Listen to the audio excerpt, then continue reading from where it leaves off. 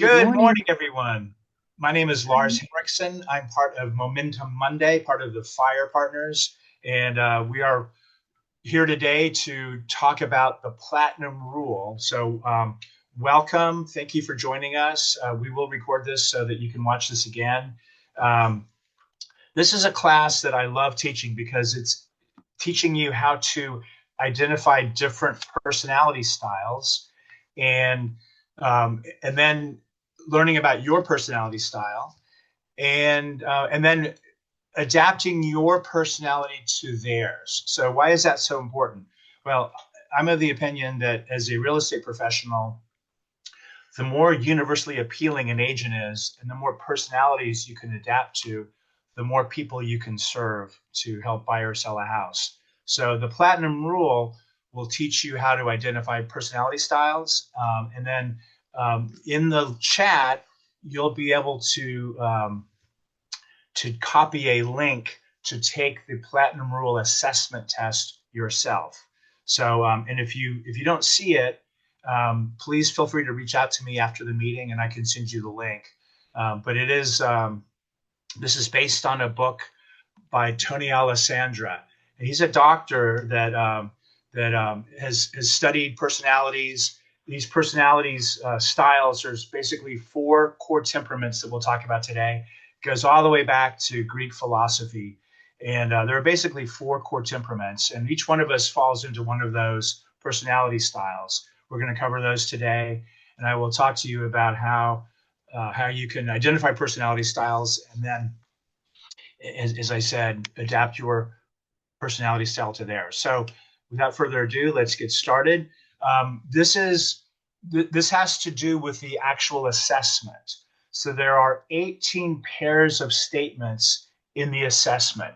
So if you've taken Myers-Briggs or any of these other type of personality style training, it's very similar. In this case, with the Platinum Rule, you have 18 different pairs of statements in the assessment. And what you want to do is go through each one of them and rate yourself based on how you normally are in a normal setting. Don't answer it based on how you think you should behave. Just answer it based on how you think you normally do. And then once you've taken the assessment, you will then put your results in the very bottom of the test, which is again in the link. And then you'll be able to find out where you appear on the grid. So this is what the grid looks like.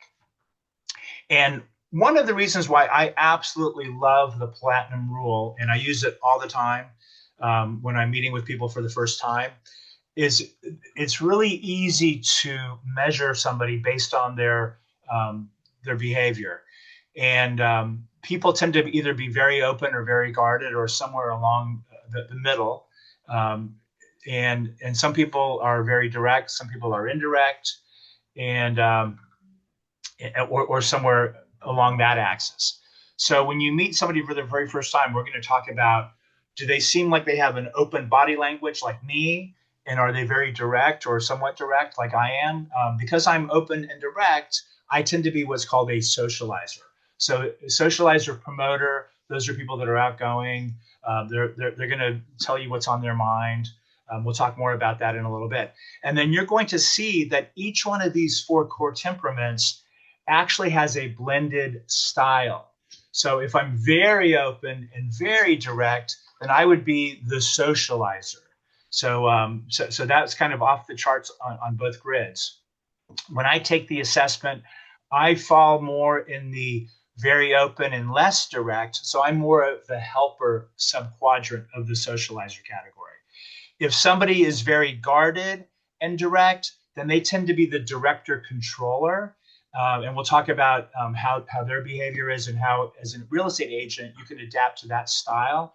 Because I am not a director in terms of my personality, I need to appreciate and understand how to work with directors. And I'll tell you a story at the end of the class today about how I got a listing agreement signed with a director controller by just asking them two questions. And so I'll get to that in a little bit. It's worth staying for the whole class. Thinkers are the analyticals. They tend to be very indirect, very guarded. They're very detail oriented. The thinker analytical is like a lot of information, a lot of detail. So we'll talk about when you're going on a listing appointment, what you need to bring with the thinker analyticals. And then the last category, very nice people, the relators. They tend to be very open and very indirect. They will never say anything offensive. They need to build a lot of trust and rapport with you before they feel comfortable working with you. Once they get to know you and they trust you, then they are the most loyal people you'll ever meet. So those are the relator amiables. Okay, so let's get going with the socializer promoters. Now, this is one of my favorite slides, the socializer promoter. So these are fun-loving, charming people. They love people. Those are their strengths. Their weaknesses are they tend to be scattered. They're always overbooked, and they tend to speak before they think. So with the socializer promoter, that's me, folks. So if you give me a lot of detail, you might lose me within the first couple of minutes. And you're going to meet a lot of real estate agents that are socializer promoters. They tend to be very outgoing. They love people. The more, the merrier. However, they do have their areas to improve. Socializer promoters at their best are highly intuitive. At their worst, they can come across as insensitive. They can be full of a lot of BS. How you know that you're dealing with a socializer promoter? Well, they use lots of body language. They like to talk with their hands. They're enthusiastic. They have enthusiastic inflection. They're persuasive. So a lot of them are really good in sales, in emotional selling, like in real estate. Socializer promoters tend to use lots of words, very optimistic. So you're going to see a lot of positive minded people in the socializer promoter category. And how do you notice them in public? Well, they want to be noticed. They're colorful clothing. They're flamboyant. They're less likely to wear muted colors. So easy to know when you see somebody out at a mixer, or when you're meeting somebody for the very first time. Those are the characteristics that you want to look for to know that they're socializer promoters. And again, I want you to be thinking about in terms of real estate. You can use this in every walk of life, in all of your relationships. This is really specific for real estate. If you're not a socializer promoter, you need to have to identify with them and find out what makes them tick. Okay. We operate from our heart. We're the highest risk takers. So we're not afraid or concerned about taking risk. We're absolutely relationship based. We get results through people. We tend to make snap decisions because we operate from an emotional base. Now I'm saying we because I have taken this assessment many times, and it's always about the same result, which is a socializer promoter. Socializer promoters tend to like flexibility with our time. We tend to procrastinate. We may be in the latest fads. We tend to interrupt. And we love creativity and brainstorming. What socializer promoters don't like: boredom, tedium, details, routine. We're not necessarily implementers. And our greatest fear, not being liked. Our highest needs, admiration, attention, recognition, and approval. So think about that in terms of working with your clients. Socializer promoters like to have fun. So if you don't make it fun for them, you may not connect with them. So again, that's important. How do they sound?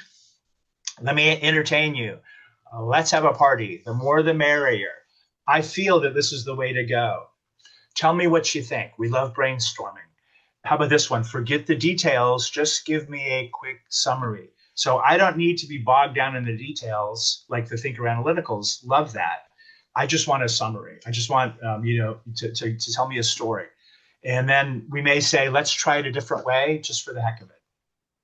Our professions: sales positions, people-related industries, industries that have creativity. A lot of us are entertainers. I love being on stage. And then if I met you in person, I'm probably going to either give you a hug. I'm definitely going to give you the firm, full handshake, and it could be multiple pumping. Okay, so that's the socializer promoter. And then what excites us? We love tossing around ideas. Our greatest asset is that we tend to be fun to be around. And our greatest failing, we could be erratic at times. And greatest fear, as mentioned earlier, not being liked. So that's your socializer promoter. So how many of you on the call today would identify as a socializer promoter? Anyone? I Nushin? know I am. Oh, good. Hello, Nushin. Hope you're feeling better. A little better, yeah. Okay, good. All right. So let's move on to the director controller. Look at that slide. Oh my goodness. So director controllers, if we go back to the original screen, remember those are people that tend to be direct and as opposed to indirect, and they tend to be guarded as opposed to open. So they would be in the lower right-hand quadrant of our 4 core temperaments. So director controllers, their strengths, they're high achievers, they're natural leaders. They tend to be rude, very blunt, very bossy because they're direct. At their best, they're awesome. They're leaders. They're running companies. At their worst, they tend to be insensitive. They don't show as much empathy as, say, a relator amiable or a socializer promoter. Their body language, they're self-confident, they're impatient, they can be confrontational. Their tone of voice, very direct, sharp tone of voice. Their words are very much to the point. They're bottom line driven. So think about that. They don't want all the fluff. They don't want a sales pitch. They just want what's in it for them, get to the bottom line so they can move on with their day. Their appearance, they're professionally dressed. They wear expensive clothes, well put together. They love designer labels. So I know a lot of my friends that are director controllers, they're very much like that. They operate from being a planner. They focus on their goals, tasks. They are risk takers as well as the socializer promoters. They love quality, tasteful things. They want to deal with the decision maker. They want to work with people that save them time. So you want to be able to show your director controller how in your real estate services you will save them time so that they can get more things done on their schedule. They actually thrive on conflict and change. Of all the personalities, they like change the most. So let's get them in your database so that you can help them buy or sell a house every 2 years. Okay, they love change and they love buying expensive houses. They don't like people that waste their time and that don't stick to business. So if you get too chatty with them, you will lose them as a client. Okay, they don't like excuses. They don't like you being wrong or them being wrong, and they don't like people that are evasive. So they hate that. Their biggest fear is they don't want to be seen as soft. Their high needs are control, power, success, and winning. So give them what they want, and they will work with you. And I will tell you at the end of class how I was able to work with the director controller. I gave the director controller what he wanted, which was control, and we got the listing. Here's what they say. Tell him to come to my office. See how direct and sharp I was? What's the bottom line?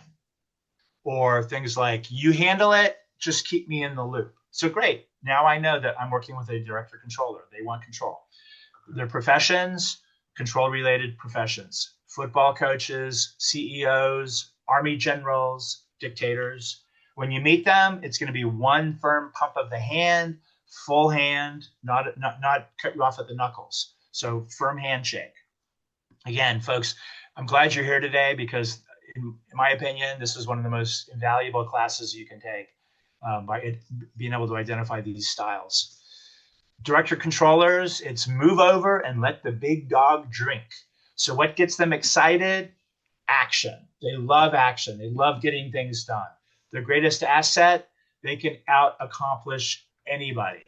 Their greatest failing is they cannot stand weakness. So if they see you as being weak, then they're not going to want to use you, folks.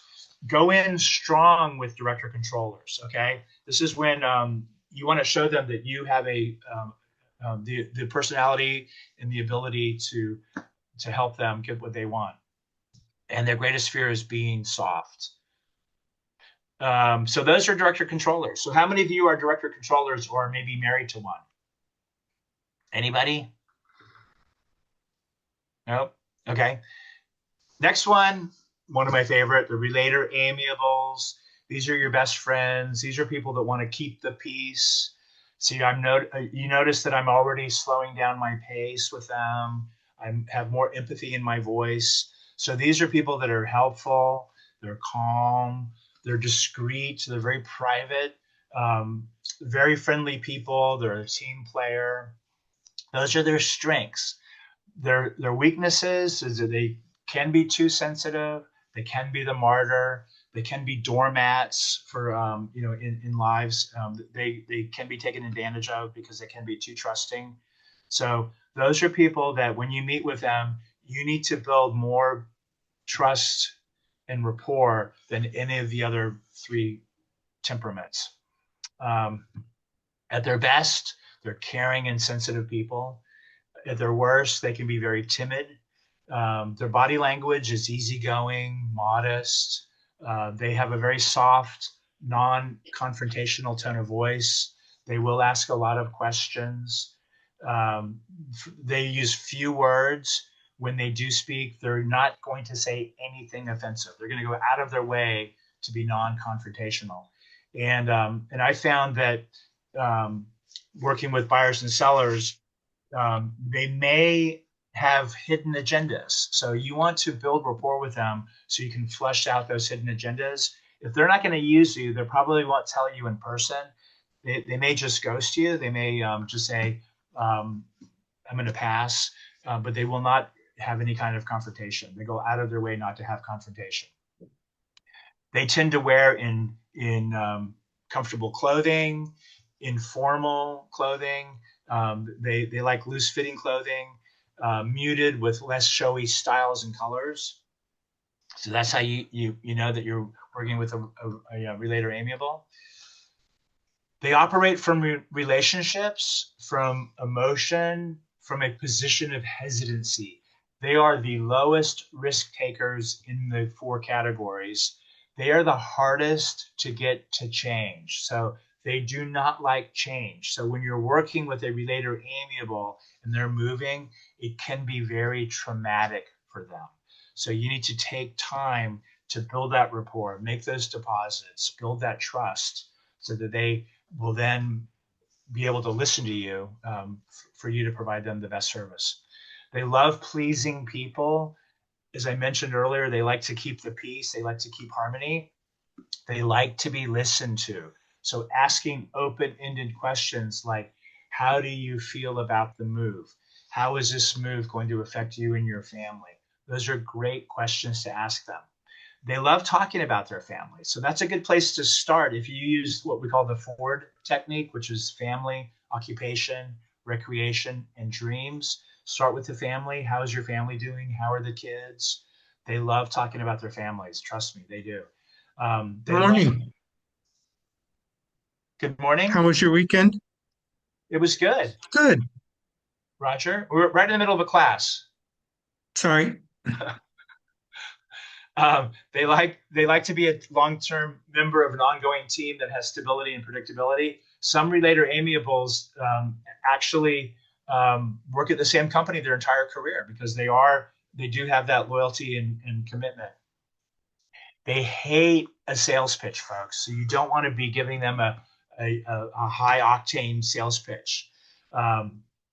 Just build a rapport with them, and then when they're ready, you can then deliver to them what they need to hear about what services you provide. They hate having to say no to people. So, they are non-confrontational. They have a challenge making decisions. So it's gonna take a little bit longer time for them to make decisions in hiring you as their agent. They don't want to be rushed into anything. Greatest fear, as I mentioned earlier, is change. They do not like change. It takes them a long time to come around. Their high needs is they have to be liked. They must be trusted. They need peace. They need tranquility and stability. They need reassurance, and they love productive routines. Those are some of their qualities. Things that they would say is, "Let me help you with that," or "I'm not sure yet." They may say, "I've really enjoyed working with you because you've made those deposits. You've built that trust." Um, they may say, "I'd like to help you any way I can." So there's some of the best people that you can have as advocates for your business, because more likely they're going to have other relator amiables that they know that they can refer to you. Their professions, customer service related roles, social workers, teachers, nursing. Over the years, I've worked with a lot of real estate agents that are relator amiables that came from those backgrounds. Teachers make great agents. People that were in nursing make great real estate agents as well. Why is that? Because they're empathetic. Their handshake, you're going to notice that they're kind of light.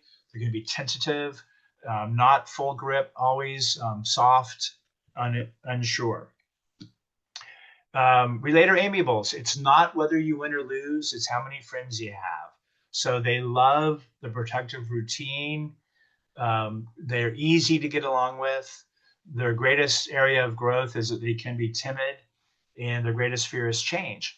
And I know real estate agents that started out with being timid, and because they took the platinum rule and they really studied their own behavior, they were able to improve on their greatest failing, which could be coming across as timid.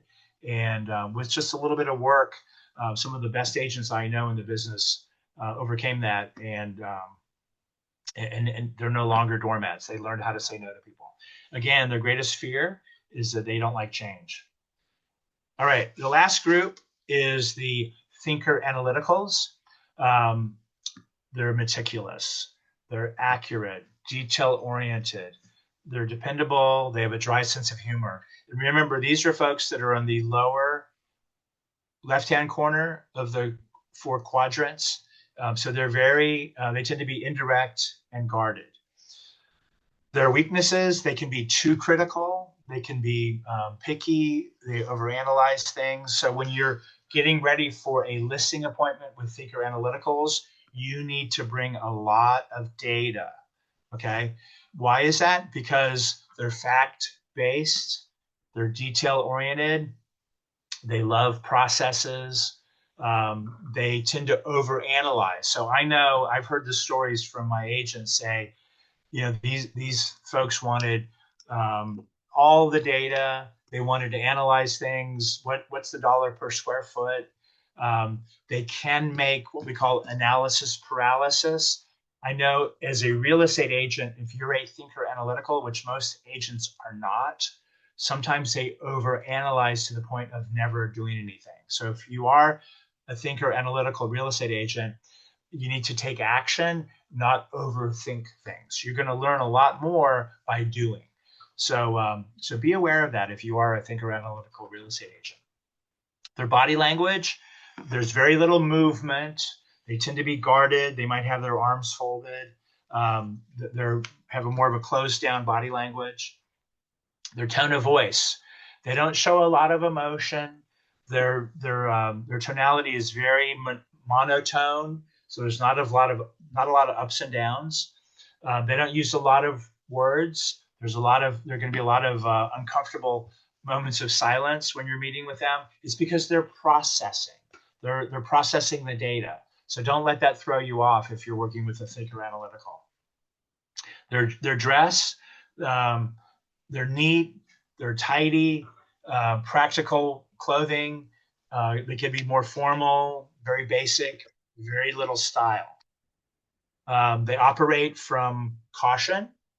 They are logical people. They prefer tasks over people. So they're not people oriented. They're task oriented. They're detail oriented. They tend to work by themselves. They tend to be very neat. They love promptness. They love accuracy.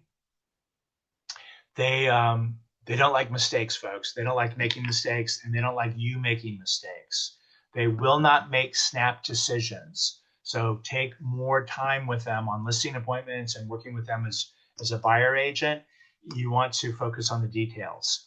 They hate surprises. So just think about that. Maybe they're not on your Popeye list, and they don't like flexibility. They want to work a schedule. You don't want to hug them. They're not huggers and touchers. They don't like being embarrassed. They don't like disorganization. They do not like illogical people. Those are not things that they resonate with. So you need to be very factually based when you're working with a thinker analytical. Their greatest fear, irrationality.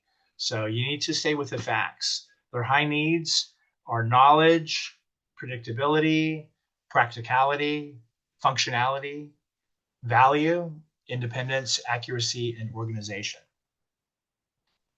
And what do they say? They say things like, I need more facts to make a preliminary decision. So bring all of the data, folks. On listing appointments, you want to bring not just your active and under contract listings for comps. You actually need to bring the history of the neighborhood with you in order for them to feel that you're the right person for the job. They may say, I don't expect any surprises, or precisely what do you mean? Can that method be justified? Their professions, their architects, engineers, comptrollers, CPAs, data-related professions, and their handshake, and I know it makes the socializer promoter uncomfortable. These are the handshakes where they cut you off at the knuckles. So that's easy. That's an easy tell. Just based on the handshake, are they cutting you off at the knuckles? They're probably data-driven thinker analyticals. If it's the full pump, multiple pump handshake, they're probably socializer promoters. If it's one firm shake and that's it, that's their director controller. And if it's kind of a soft tentative handshake, that's your relator amiables. And folks, I can't emphasize enough why this is such a great class to take and something to learn, because it'll help you within a few seconds identify which of the 4 core temperaments you're dealing with. Back to the thinker analyticals, they would rather be right than quick, so it will take them a longer time to make a decision. What excites them is reason. Their greatest asset, high quality work. Their greatest failing, they can be too critical. Greatest fear, irrationality. When you're scheduling a closing with a thinker analytical, you never want to close on the last day of the month. Why? Because their closing may take a few hours. They are the type of people that will read every line to the deed of trust, to the second deed of trust. They're going to have a lot of questions. So you don't want to book them on the last day of the month at a settlement office. The settlement attorney will never want to have you use them again if you do that. It's just, it's not a good idea. You want to have middle of the month, I'm thinking a Thursday at 10 o'clock in the morning, and expect a few hours. That closing will take a lot longer. Okay. The director controller, on the other hand, they're just going to sign, make sure I get a copy. Socializer promoters for closings, it's going to take a little bit longer because they like to talk, and have fun. Probably have some champagne toast at the end of the closing. Relator amiables take a little bit longer, but they'll trust you at that point. They'll be signing documents that they know they need to sign. But that's the extent that you can take this type of training. So let's talk about in general. None of the 4 styles is perfect. None is the way. If everybody was a director, we'd all want to be in charge, but there would be no boss. If we were all socializers, we'd have a lot of fun, galore, but we'd probably not get anything done. If we were all relator amiables, there would be a lot of calm and order, but not a lot of action. And if we were all the thinker analyticals, we would be aloof perfectionists. So really variety is the spice of life. Okay, let's talk about building rapport. So you may have heard this before, that there's auditory, there's visual, and there's kinesthetic. So we connect with people that we identify with. So part of the platinum rule is to take the assessment to understand what core temperament and blended style you are. Again, I highly recommend that you get the book, The Platinum Rule by Tony Alessandra, which is what this class is based on, because it has a lot more detail in the blended style. So each one of us has a core temperament that we tend to fall in that category, and we also have blended styles that are a little varied from the core temperament. So, for instance, I am a relating socializer. So I'm closer to the relator amiable than I am the director controller and the thinker analytical. In order for me to work effectively with an analytical, I need to slow my pace down a lot. I need to go at their pace. So I need to modify or correct my behavior. For a director controller, I need to be more bottom line. I can't be a lot of fluff. I can't seem like I'm just here to have fun. I need to be business on task, and I need to show them the bottom line. And then with relator amiables, as a socializer promoter, I need to build more rapport with them, make deposits. I'm closely aligned with relator amiables because of my personality style. So it's easier to connect with them. So when talking with a prospect, you want to use words that they value so you can connect. So let's get into the visual. So a lot of us are visual people. We use words like see, look, picture, imagine. So we're sensitive to how things look. A lot of us are like that. So they may say things like, I can't see myself living there, or I imagine it will have a big tree and a nice lawn. I can picture myself living here. This doesn't sound like something, or this doesn't look like something I'd like. So you can ask questions like, can you see yourself living here? Or what does that look like to you? And visual people will be able to identify with them, with those words. Auditory people, on the other hand, they hear things. And some of us are more than one category.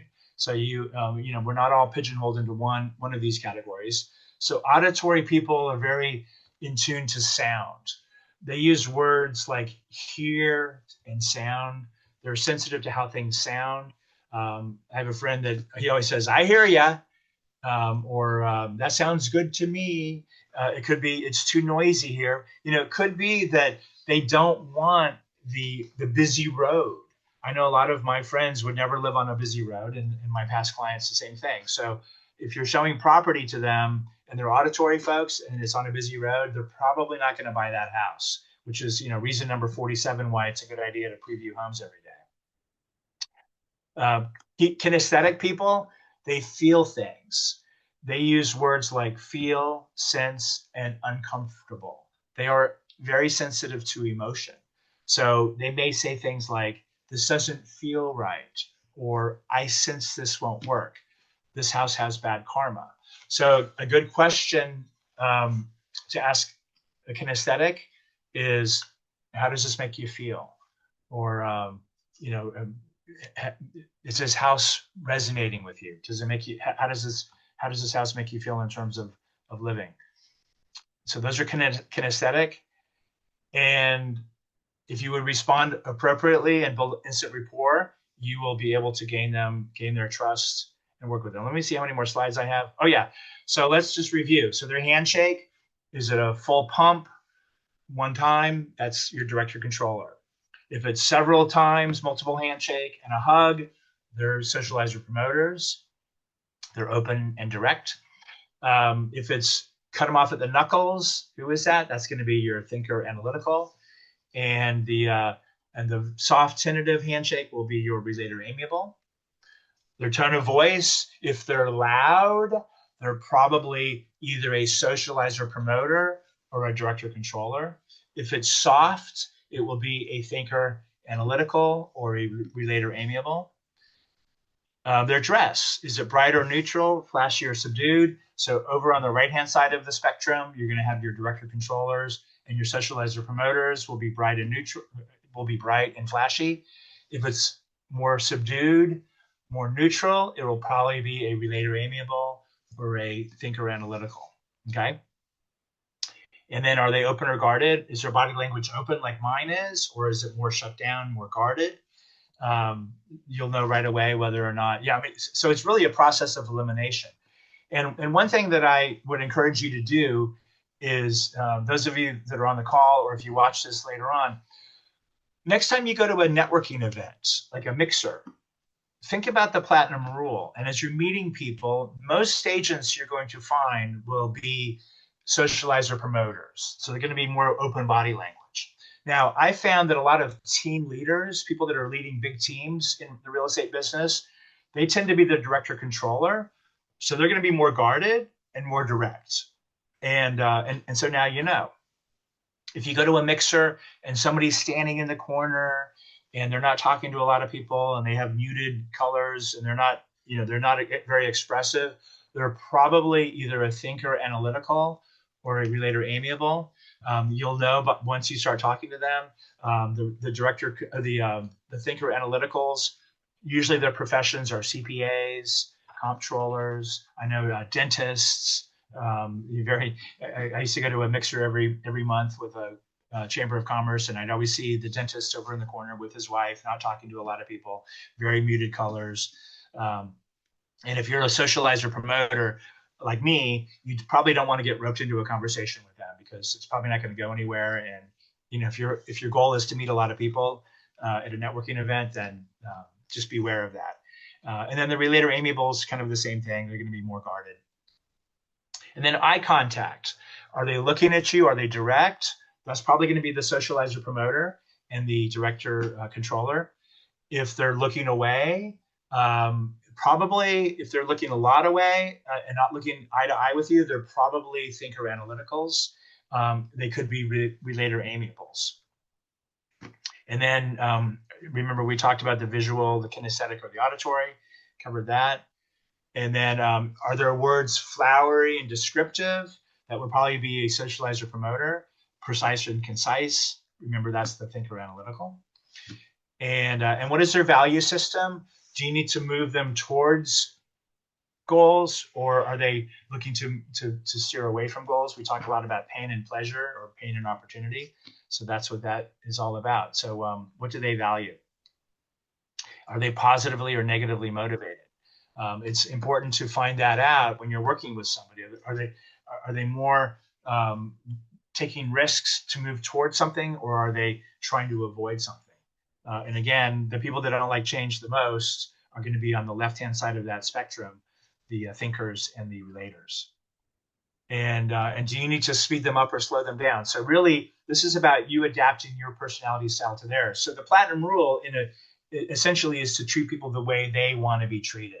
And you need to find out what their personality is in order to adapt your behavior to theirs.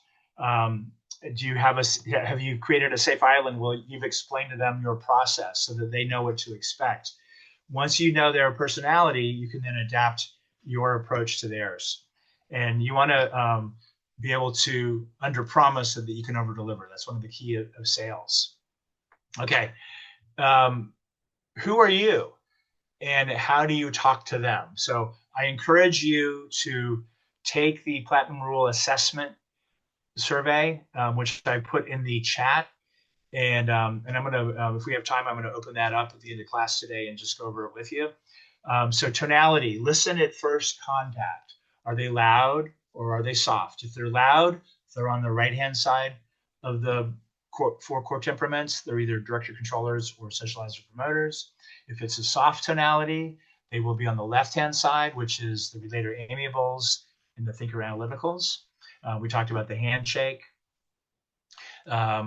Positive or negative emotion. You can find that out by asking, well, what would happen if you don't get the house? Well, that's not an option. I want to win. That's the director controller. Yeah, Nusheen, I'll put it back in there in a minute. Should be in the chat, but I can upload it again. And then is there so what will happen if you get the house? Well, then you're moving towards something. They're positively motivated.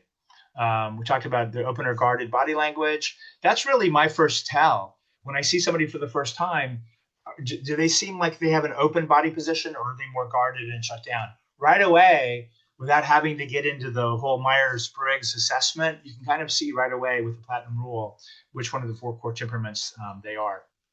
And then you can match and mirror them, so you can follow their lead. All right, so let me go back to close your eyes for a second while I go back to the very first screen. Okay, here we go. So this is what I've been talking about the whole time. Can you guys all see that? So these are the four core temperaments. Those are the socializers. They're open and direct. The directors tend to be guarded and direct. The thinker analyticals are guarded and indirect. And then the relator amiables are open and indirect. So let me tell you a quick story about how you can apply this in real estate. So, and again, thank you for joining me. And if you're watching this on a recording on YouTube, thanks for tuning in. Again, this is Lars Henriksen with Momentum Monday, part of the FYR Partners, and thank you for tuning in today. So several years ago, I was managing an office here in Northern Virginia, and one of my agents asked me to go on a listing appointment with her. And at that point in my career, I really wasn't doing that type of work. And so I asked her why she needed me to go. And she said, well, the guy's a real jerk. He's a control freak. We don't get along very well. I really want this listing. Would you help me? And I explained to her that, look, I will give you everything I can to help you go on the appointment. It's just that I'm not going to do your job for you. Well, it just so happened that I had finished a book that was about sales. And one of the chapters talked about the greatest salesperson in the world. And this salesperson had been on the Tonight Show with Johnny Carson. And those of you in my era know Johnny Carson had a show on every night, Monday through Friday, called The Tonight Show. And one night he had the greatest salesperson in the world on. And Johnny said, well, I want you to sell me something. And so the salesperson looked at Johnny and said, well, Johnny, what are you in the market for? And Johnny said, well, I don't know. How about this ashtray? Because, Johnny was a smoker and he would have cigarettes on his breaks when they had commercials. So Johnny said, well, how about this ashtray? And the salesperson said, well, Johnny, what do you like about that ashtray? And Johnny's like, oh, I don't know. I like it. It's here every night and it's made of glass and it's almost like a museum piece and I'm really attached to it. And the greatest salesperson in the world said, Johnny, how much would you pay for an ashtray like that? And Johnny's like, I don't know, $20. He said, sold. So Johnny got sold an ashtray by the greatest salesperson in the world asking 3 questions. The reason I'm telling you this is because I wanted to see if I could go on a listing appointment with my agent and ask less than 3 questions to get a listing signed. Okay, so here's how this works. I went on the listing appointment. I know director controllers. They're bottom line oriented. They don't like a lot of fluff. They don't need a sales pitch. They just want to know what's in it for them. And what do they crave most? Control. So I agreed to go on this listing appointment with my agent only to see if I could beat the greatest salesperson in the world by asking less than 3 questions to get the listing agreement signed. So we show up to this guy's house, 11:30 or 11 o'clock on a Thursday, I think it was. And we go to the dining room table to meet. And all I brought with me was the listing agreement. I didn't bring any marketing proposal, nothing about the company, nothing like that, because I practice non-attachment. And I knew if I gave the director controller what he wanted, which is control, that he would list with us. And I needed to ask 1 or 2 questions to get the listing agreement signed. And I'd never told my agent that that's why I went on that appointment.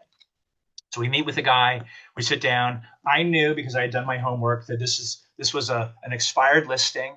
It'd been on the market for 90 days with another company. And at the time I was managing for Long and Foster. So we sit down at the dining room table with the fellow, with my agent sitting to my left, and he was across the table from me. And the first question I asked him, open-ended question, kind of like the greatest salesperson in the world, which was, what are you in the market for? So my question to the director controller, and he was a director. He was very guarded, very direct.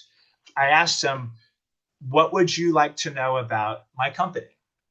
And for about 15 minutes, I let him talk. And all I did was nod my head, align with him. I gave him control. And he probably wasn't expecting that. He was probably expecting a big pitch, a big sales pitch, a lot of hype. And I just asked him that one question: what would you like to know about my company? And what did he do? He bashed his last agent. He told us how wrong that agent was. I didn't fight him on it. I just nodded my head. And after about 15 minutes, it was like watching a big balloon lose all of their air. He said, I said to him, once I saw he was done, I said, what would you like to do? And you know what he said? I want you to list my home. And I said, great, here's the listing agreement. And we went through some comps, and that was it. So, folks, what isn't tried will never work. Once you learn how to master the platinum rule, you can do pretty much anything. Let me change Nushin for you. I'm going to change my screen to, hopefully I can get this to work. Let's see. Hello, hello. And I'm going to go back over here. How are you guys doing? Any questions? Those of you that are live on the call?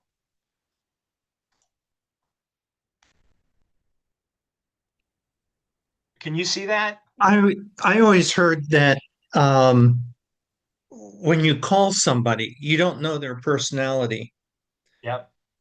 but you mimic their personality.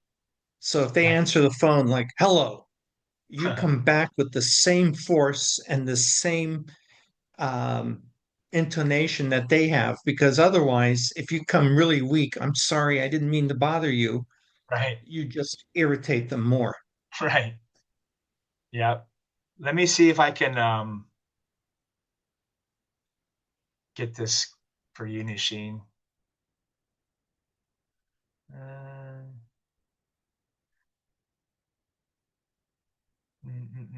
So I put it in the chat.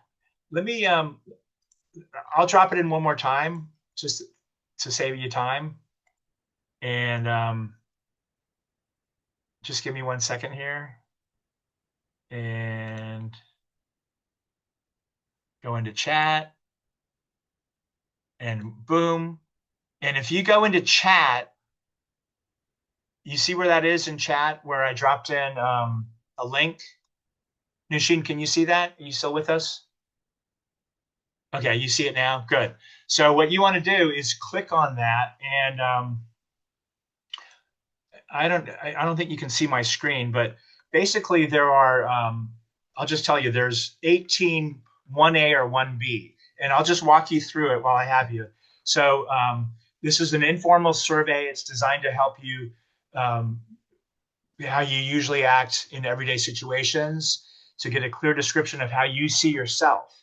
So each one of the 18 questions will have a 1A or a 1B, two alternatives. So the first one is, I'm usually open to getting to know people personally and establishing relationships with them. That's 1A. 1B is, I'm not usually open to getting to know people personally and establishing relationships with them. So what you want to do is, if you're always like 1A and never like 1B, you would put a 3 for 1A and a 0 for 1B. If you're sometimes like 1A and not always like 1B, you would put a 2 and a 1. And then conversely, 1 and a 2, or 0 and 3.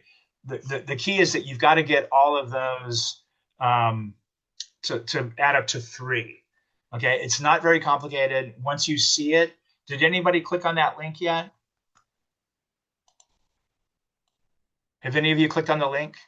Yes. Yes. Okay, Pam. Oh, hi, Pam. So, and Hi, welcome to our group. thank you very much.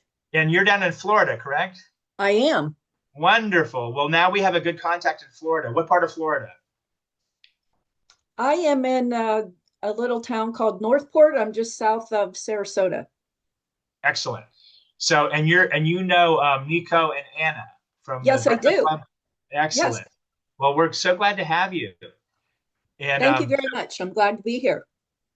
so we do this every Monday, and we have a different instructor. Roger's one of the instructors. Anna's actually one of the instructors, and then Kristen Kennord, who is in your family. She's a few levels up in the revenue share organization. She and her husband Dave run the FYR organization, or FYR Partners, and that stands for Fund Your Reason. So you Yes. probably got some correspondence from her. And Kristen, why don't you just hit stop recording, and we can just chat.